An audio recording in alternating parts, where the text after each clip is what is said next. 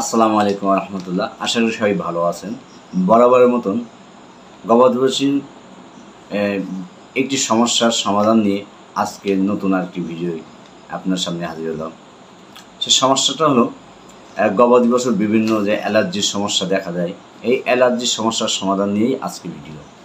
তো এই অ্যালার্জির জন্য সমাধানের যে ঔষধটি সেটা হলো ফেনাড্রিল। এই ফেনাড্রিল একটা ইনজেকশন এবং ট্যাবলেট। দি একমি ল্যাবরেটরি কর্তৃক প্রস্তুতকৃত এই ফেনাড্রিল ইনজেকশন বা ট্যাবলেট।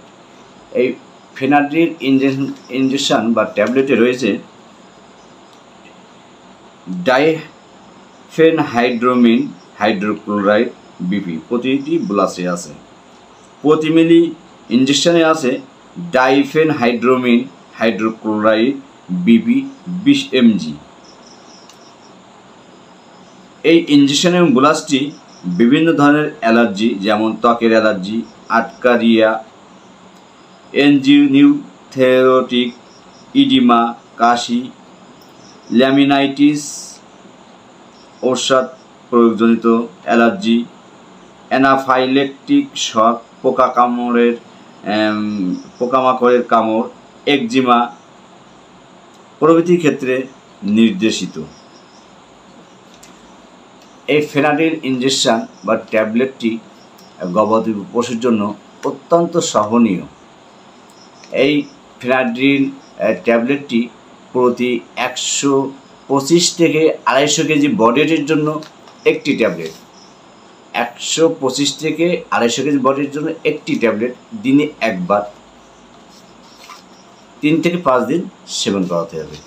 আর ইনজেকশন প্রতি 100 কেজি বডি ওয়েটের জন্য গবাদি পশুর জন্য 1.25 মিলি থেকে 2.50 মিলি প্রতি 100 কেজি বডি ওয়েটের জন্য ইনজেকশন দিতে হবে। তো অবশ্যই খেয়াল রাখতে হবে এই ইনজেকশন গর্ভবতীর জন্য নিরাপদ। তবে গর্ভবতী যে গরু ছাগলগুলো তাদের ক্ষেত্রে ব্যবহারের দিক একটু বিবেচনার সহিত ব্যবহার করতে হবে। আর অতিরিক্ত ব্যবহার করার কারণে এই ফেনাড্রিল ইনজেকশন অতিরিক্ত যদি বেশি ব্যবহার হয়ে থাকে তাহলে হয়তো বা একটু তন্দ্রা ভাব আসতে পারে। এর জন্য আমরা পরিমাণ মতন ব্যবহার করবো ইনশাআল্লাহ।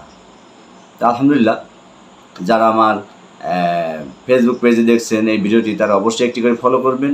আর যারা আমার ইউটিউব চ্যানেল শাহিন এডিএল এই ইউটিউব চ্যানেল দেখছেন তারা অবশ্যই একটি করে সাবস্ক্রাইব করবেন।